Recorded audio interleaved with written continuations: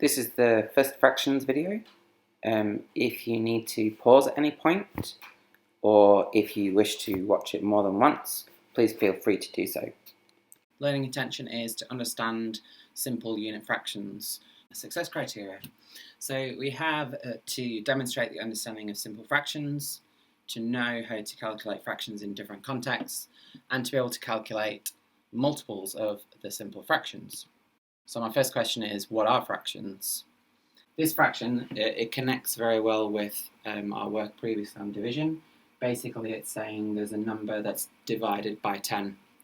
We have a special name for the line that goes between these two numbers, and this word is called the vinculum. The number at the top of the fraction is called the numerator.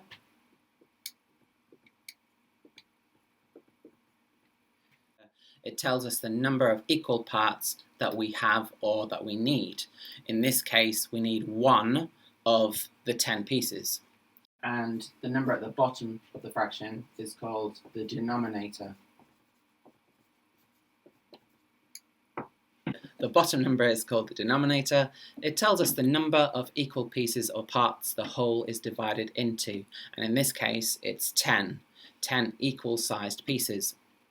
This fraction is 1/10, and to calculate a tenth, all you're doing is you're dividing the number by 10.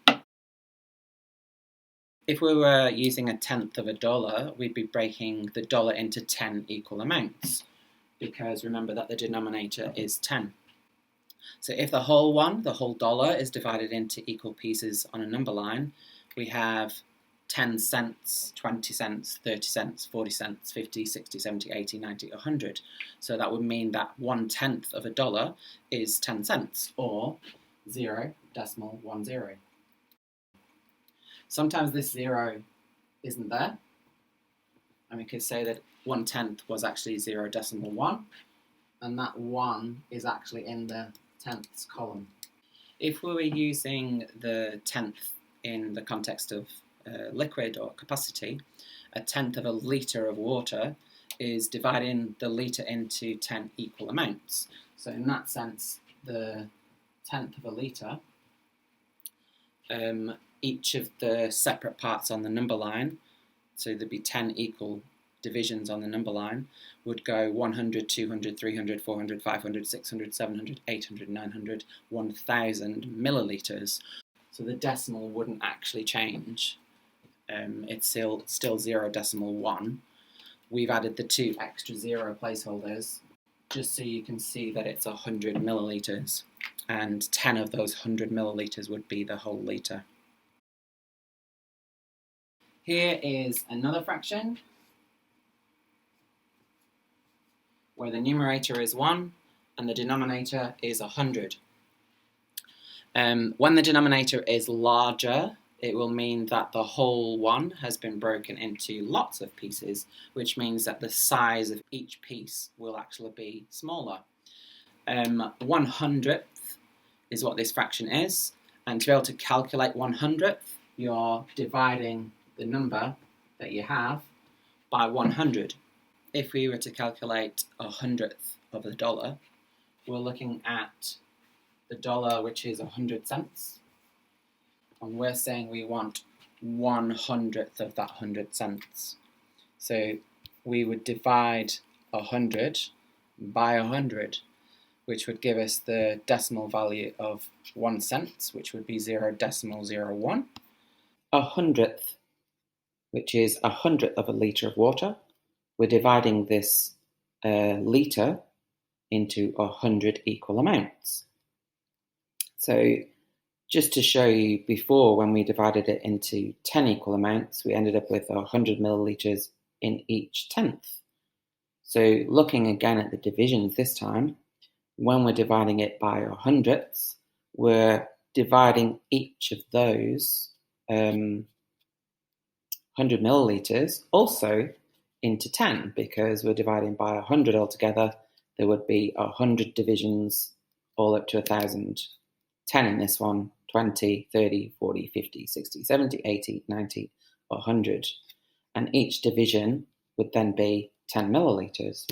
So that would help us to say that 100th of a litre is actually 10 millilitres, or 0.010. We're now looking at 1,000th. So 1,000th of a litre of water is dividing this litre into 1,000 equal amounts. So if the whole 1 litre is divided into equal pieces on a number line, previously when we divided the 1,000 millilitres into 10 to get a 10th of a litre, we would have had 100 millilitres in each 10th. Then when we were looking at hundredths, we would divide each again so that we would end up with 10 millilitres would be 100th of a litre. So now we're going to divide again because we want 1,000th, and 1,000th is 1 millilitre because there are 1,000 1 millilitres in a litre. 100 millilitres was a 10th of a litre, and then we calculated that 10 millilitres was 100th of 1,000, and then now we're looking at the divisions getting even smaller because, like I said previously, as the denominator gets larger, the divisions, or the pieces that we're looking for, will get smaller and smaller. We are going to start asking you how to calculate a fraction of an amount of money. So in this question it says a 10th of $5 can be calculated by dividing the whole $5 by 10, because the reason we're dividing by 10 is because 10 is the denominator and we want one lot of that, which is a 10th. So how do we calculate this? We divide 500 cents by 10. That would give us the answer 50, because there are 10 50-cent coins in $5. The answer for this question is 50 cents. Now for this question, we're looking still again for a 10th, but this time we've got a 10th of $50. So a 10th can be calculated by dividing the whole, which is $50, divided it by 10, because the denominator in this case is 10. We would do the calculation of $50 divided by 10, which would give us the answer. Learning intention is to understand simple unit fractions. So this fraction is a fifth. The top number, again, just to remind you, the numerator is telling us that in this case there will be one of the 5 equal pieces, and the denominator is telling us that the whole one is divided into 5 equal pieces. So to calculate the fraction 1/5, you need to divide the number by 5. So again, using money as the context, a fifth of a dollar is breaking or dividing the dollar into 5 equal coins or equal amounts. So 1/5 as a dollar, breaking it into 5 equal amounts would mean that each fifth would be 20 cents, because you'd have 1/5, 2/5, 3/5, 4/5, 5/5. So what if you're given the question that you had to calculate 4/5? So 4/5 of a dollar. Well, if 1/5 is 20 cents, then 4/5 would be 4 lots of that, which would be 80 cents. What if you were given the question 2/5? Again, remember that 1/5 was 20 cents. So therefore 2/5 will be 2 lots of that, which will be 40 cents. So investigating again, looking at 20ths, we said previously that when the denominator is larger, it just means that the pieces or the size of the pieces would be smaller. So in the context of money, each amount would then be a smaller part of the whole being the dollar. So this fraction is 1/20th. To calculate the 20th, you need to divide the number by 20. So if we divide $1, which is 100 cents, divide it by 20, it would give us 5 cents. So each 20th would be a 5-cent coin. So I should have 20 of these that would make $1. So I've got 1, 2, 3, 4, 5, 6, 7, 8, 9, 10, 11, 12, 13, 14, 15, 16, 17, 18, 19, 20. So 20 20ths would therefore be $1. But say you were given the question of working out what 4 20ths was. So 4 20ths, 1 20th being 5 cents, 4 20ths would be 4 lots of that 5 cents, which would be 20 cents. So 4 20ths of $1 is 20 cents, and 4 20ths is actually the same as 1/5. It's equivalent to a fifth. And what about if you were given the question 9 20ths? Well, again, you worked out what 1 20th was. 1 20th was 5 cents. So 9 20ths will be 9 times 5, which is 45 cents. And 10 20ths can be worked out as adding another 20th on there, which would be 50 cents. And if you can see that the fraction there, 10 out of 20 or 10 20ths, is actually equivalent to a half, and 50 cents is half of $1. Point 2 says that task 1 is on pages 15 and 16. So if we look at page 15, it's got a green background on it. This task is asking you to demonstrate your understanding of simple unit fractions. So we're looking at a fifth in this particular question. Can you calculate the fraction 1/5 of each of these Australian notes? And the second part of that question is, can you calculate the fraction 3/5 of each of those notes? So that's a total of 10 questions just based on this one fraction of the fifth. Page 16 is looking at a 20th. So again, you have to use each of the notes. You have to calculate 1/20th of each of the notes. And then it asks you to calculate 7 20ths of each of the notes. So again, that's a further 10 questions for you to investigate.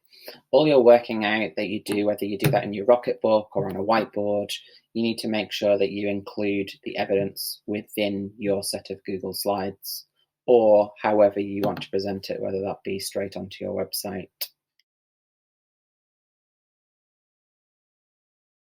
So as you can see from the fraction wall, you can see that a whole one split into 2 equal pieces would make a half and a half. But if you notice here that halves and quarters are actually connected, because a half is 2 quarters, or a quarter is half of a half. And likewise, quarters and eighths are connected, because again, you've got 1/4 is the same as 2/8 equivalents. And also if you look here, an eighth is actually a half of a quarter. So a quarter is half of a half, and an eighth is half of a quarter.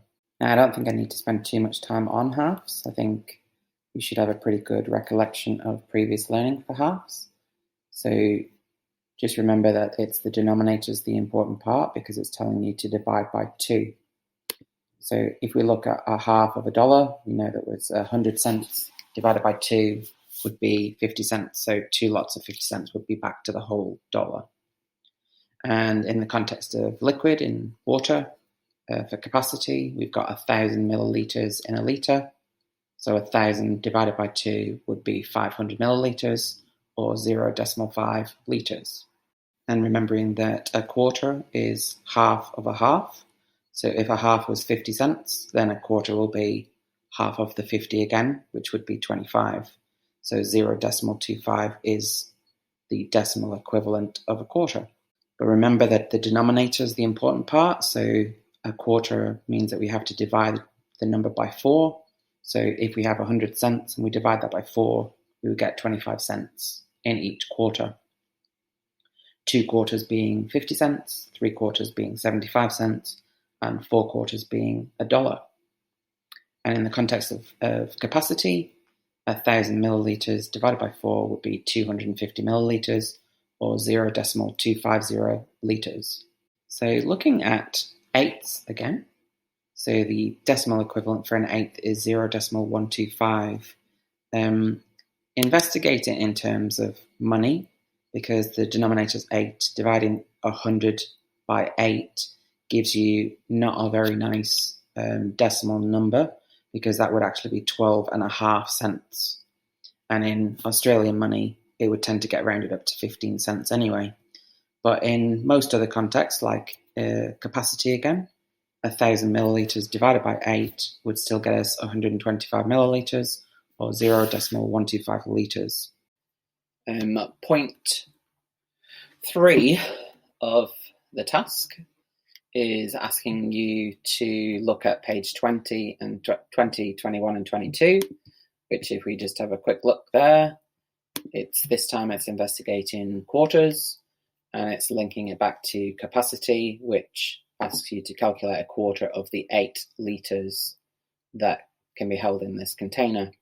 It also asks you to calculate 3/4 of that 8 litres. There are some additional questions looking at calculating a quarter and 3/4 of each, and also for you to investigate eighths of each of those numerical values. Just be aware that these numbers have actually been made up, just so that it's easier for you to do the calculations. These bottles hold a slightly different amount of liquid in them if you were to buy them in the shops. The third page, which was page 22, is asking you again about the liquid that would be contained in each of these containers. Can you calculate half of each capacity, quarter of each, 3/4 of each, and also for you to investigate the eighths as well. And again, just be aware that the values that have been used for this particular question have been altered slightly to make it easier for you to calculate the eighths. Third task, which if you look here, it says it's on page 23 and 24. So we look at page 23, and it says that you have to create a fractions display poster that you can keep adding to during the whole of the project on fractions. That doesn't mean that this task will be finished by the end of this week. That task will probably take 5, 6, 7, 8 weeks for us to actually finalise and say this is it, completed. You have to add any vocabulary that you learn, add any visuals and images that you've created into that poster. Also any number lines that you're using to visually compare the different fractions.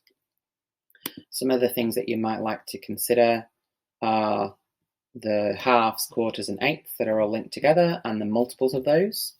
Looking at fifths and tenths and the multiples of those as well. For example, 4/10. Also looking at how thirds, sixths and twelfths and their multiples are also connected. There are some examples of visuals that you can create. Is the reflection that you should have all been aware of from term 1, which is just asking you for a short 30-second video reflecting on the tasks that you've completed, but also going back to the learning intention of being able to understand the simple fractions, and also the success criteria that said to demonstrate your understanding of simple fractions, to know how to calculate fractions in different contexts, and to be able to calculate multiples of simple fractions. Just be aware that the evidence that we require must be on your website in Maths Semester 1. We'd rather you didn't keep it as Maths Term 1 and Term 2. We would want to keep all of that together. That just helps the teachers when it comes to the reporting process at the end of Term 2.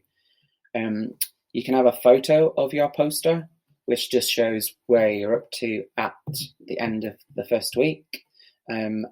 Over the course of the term, that can become an image carousel as you add more photos to say this is what it looks like now. It will also be a good track record to say this is what you had at the beginning, and it shows the different steps that you've gone through. Any of the calculations that you do, any videos that you create to show you're working out for tasks and reflections, Using the Screencastify is actually a really good tool to be able to verbalize and explain your thinking. That also gives us a lot more evidence when it comes to reporting. All I've got to say now is thanks for working hard on this. We appreciate it. It is a difficult time at the moment, and we need to make sure that if you've got any questions that you want answered by us, please feel free to put them into the Google chat or directly message us with an email. Writing comments in this task probably aren't the best way to get an answer very quickly. Chats or an email are probably the best ways. Good luck with the tasks, and we'll look forward to seeing where you're up to. Thank you.